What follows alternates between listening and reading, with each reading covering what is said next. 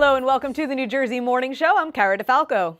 And I'm Mike Favetta. We have a big show today. And Cara, what a week it's been. From earthquakes, all the aftershocks this week, and eclipse on Monday. And get this, a meteor last night in some parts of central and southern New Jersey. Yeah. I think, how many plagues were there? I think we've got most of them down at this point, right? We've covered a good one. I know. And with the earthquake happening on Friday morning, so many thought, oh, with the eclipse coming on Monday, is this the rapture? Is this, scripture? And here we go. Now with the meteor last night, certainly something else to talk about. So something else to talk about.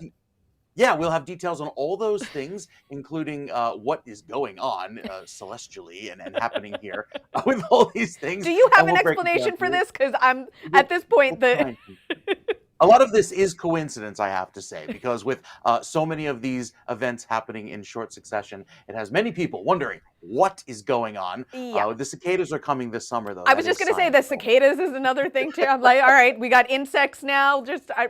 I'm just waiting for the aliens to land at this point.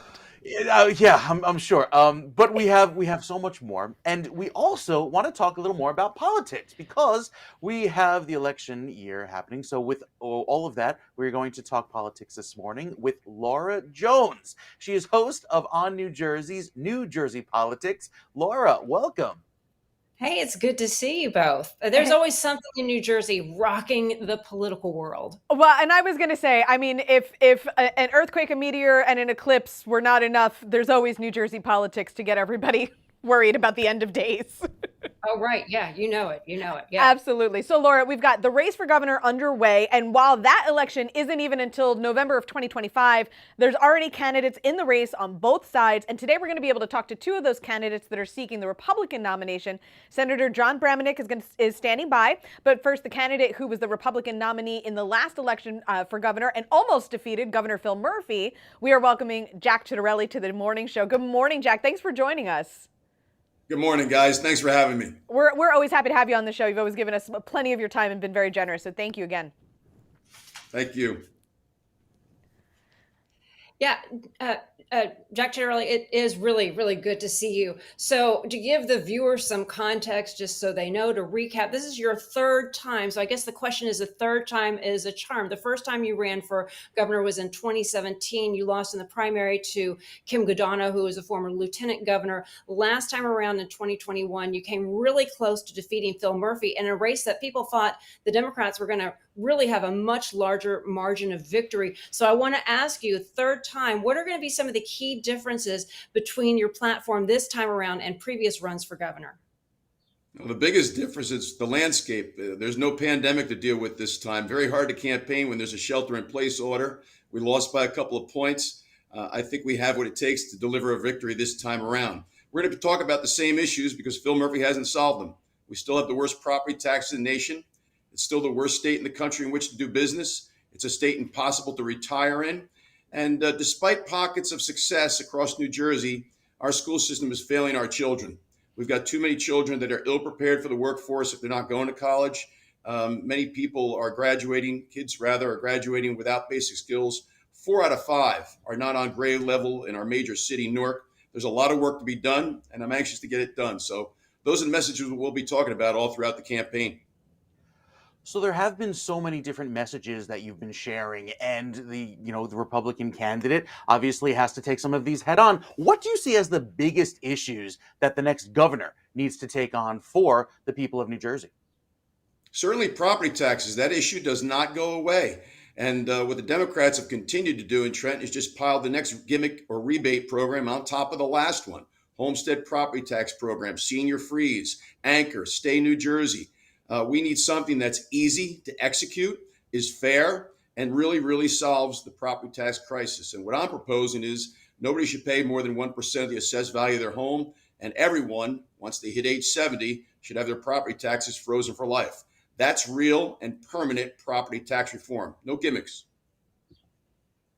Yeah, Jack, I want to ask you a little bit about your speech. You were very, very passionate about it, and you kind of called out some of your opponent. So I want to talk to you a little bit about that. and how you plan to appeal to independent, moderate voters. Can you talk a little bit about that? I've been on the November ballot 8 times. I've won 7 of those races. And I've done so because I've been able to bring people together by talking about the issues that matter. I'm not an ideologue. And we need a candidate, a Republican candidate, who can unite our party, not one who calls moderate Republicans rhinos or Trump supporters crazies. And we also need a candidate that can convince Democrats to support our ideas. And we also need someone that can convince unaffiliated independent voters to vote for us. I've always been able to do that in my races, and I look forward to doing it this time around. But more than anything, we've got to unite the Republican Party. We're outnumbered by 1 million. So anyone who's calling moderate Republicans rhinos or Trump supporters crazies is not going to unite our party. And if our party is not united, we're not going to win. Jack, and I love that, some of the things that you were just saying about, uniting the Republican Party, speaking to independents, speaking to Democrats. It almost seems like these days, compromise is a dirty word in politics, that, if you're not wagging your finger at somebody, you're doing it wrong. And you're talking about not only bringing the Republican Party together, but bringing in independents, bringing in Democrats.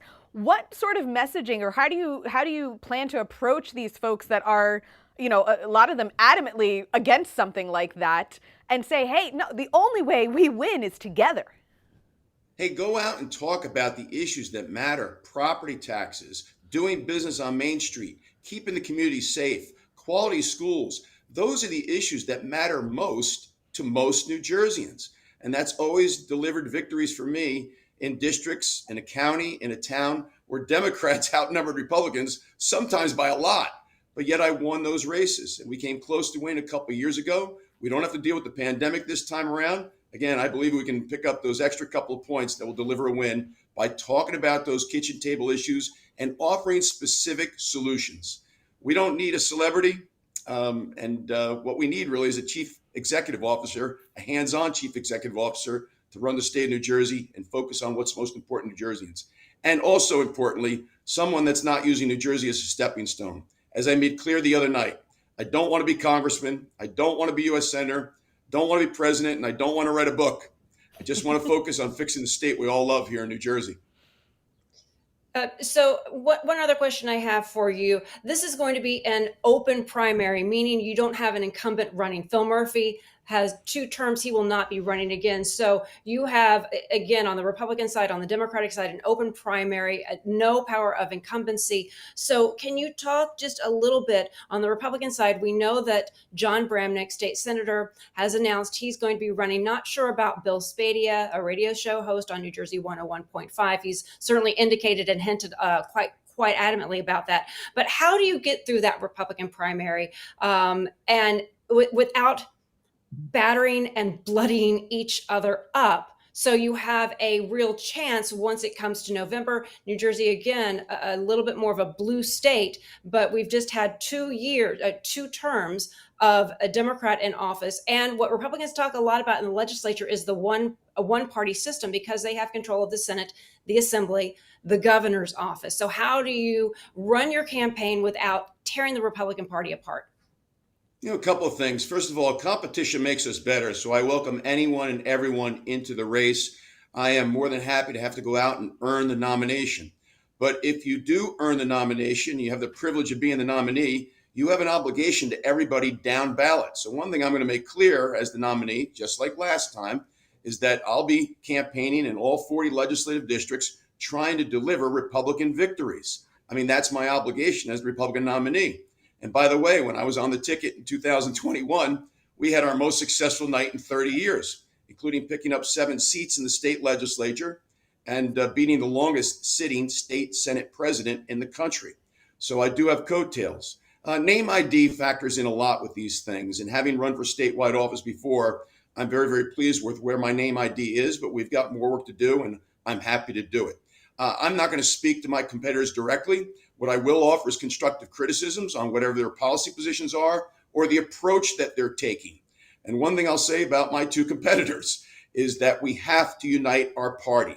Sorry to be repetitive, but again, calling moderate Republicans rhinos and calling Trump supporters crazies is not going to work in terms of unifying our party. Jack Ciattarelli, Republican primary candidate for governor. We thank you so much for joining us this morning. We really appreciate your time and hearing your position on a lot of things. So thank you again. Thank you, guys.